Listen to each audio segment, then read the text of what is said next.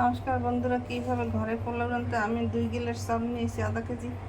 এখানে 2 চামচ আদা বাটা, গরম মশলা, তেজপাতা, কাঁচামরিচ, 1 চামচ লবণ, 1 চামচ চিনি দিয়ে রেখেছি। আর এখানে পেঁয়াজ কুচি করে রেখেছি। আমি এখানে কড়াই দিয়ে দিচ্ছিল,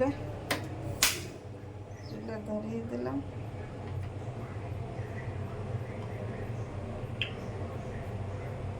চুলায় 1 টেবিল চামচ তেল দিয়ে দিলাম।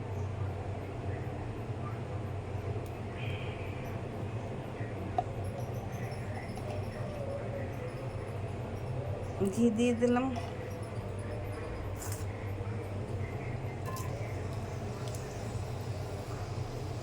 দুই মিনিট পর ফিরে আসছি।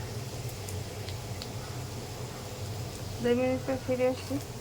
আমার পেঁয়াজ ঘিতে ভাজা বাদামি কালার হয়ে গেছে। এখন চাল দিয়ে দেব।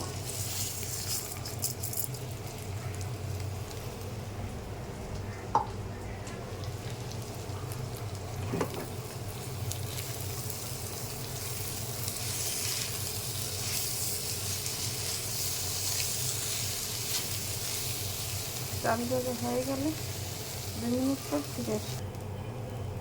2 মিনিট পর ফিরে আসছি। আমার চাল ভাজা প্রায় হয়ে গেছে। এখন জল দিয়ে নেব। এখানে গরম জল দিয়ে দিতে হবে 5 গ্লাস।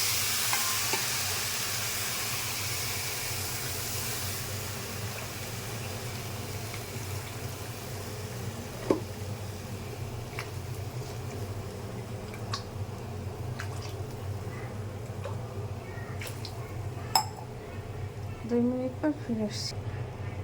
2 মিনিট পর ফিরে এসছি। আমার পোলাও রান্না হয়ে গেছে। আপনারা এইভাবে ঘরে তৈরি করে খেতে অনেক সুস্বাদু লাগে।